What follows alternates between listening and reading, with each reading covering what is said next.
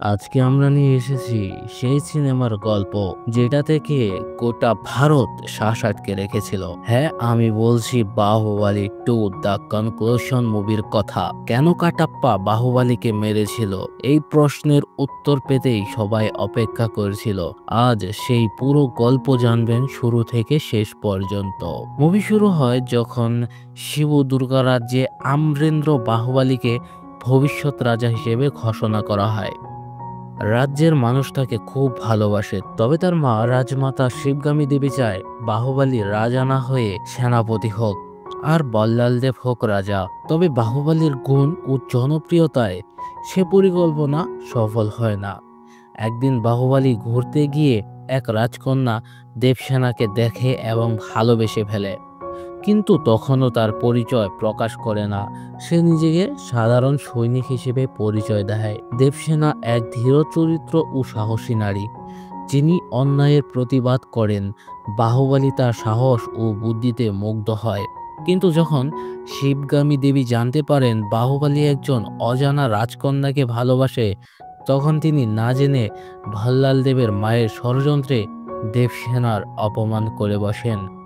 শিবগামী দেবী দেবসেনাকে অপমান করে ঘোষণা করেন বাহুবলীর রাজ্য অধিকার কেড়ে নেওয়া হবে আর বাহুবলী হবে শুধু একজন সেনাপতি। বাহুবলী এই সিদ্ধান্ত মেনে নেয়, কারণ তার কাছে দেবসেনার সম্মান আর মানুষের ভালোবাসাই আসল। ভাল্লাল দেব আর তার পিতা বিজ্জল দেব তখন ষড়যন্ত্র শুরু করে। তারা কাটাপ্পাকে ব্যবহার করে শিবগামী দেবীর মন পরিবর্তন করায় এবং বাহুবলীর বিরুদ্ধে সন্দেহ তৈরি করে। পরিস্থিতি এমন দাঁড়ায় যে শিবগামী দেবী নিজেই আদেশ দেন বাহুবলীকে হত্যা করতে। এই সেই মুহূর্ত যা সবাই জানতে চেয়েছিল। কাটাপ্পা ছিলেন রাজ্যের বিশ্বস্ত চাকর এবং রাজ আদেশ মানা তার ধর্ম। শিবগামীর আদেশে বাধ্য হয়ে তিনি পেছন থেকে বাহুবলীকে হত্যা করেন, কিন্তু সেই মুহূর্তেই তিনি বুঝতে পারেন বড় ভুল হয়ে গেছে।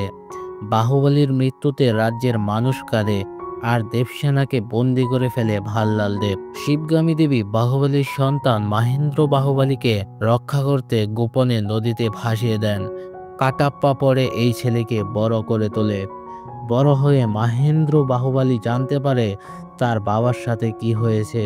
তখন সে রাজ্য পুনরুদ্ধারের জন্য এগিয়ে আসে, দেবসেনাকেও মুক্ত করে। মাহেন্দ্র বাহুবলী বাল্লাল দেবের বিরুদ্ধে যুদ্ধ ঘোষণা করে। শুরু হয় মহাযুদ্ধ।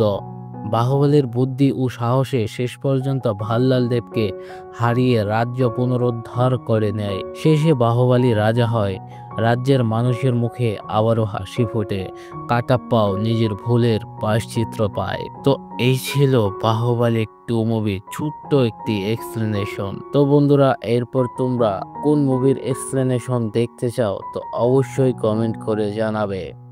দেখা হচ্ছে পরের ভিডিওতে। বাই।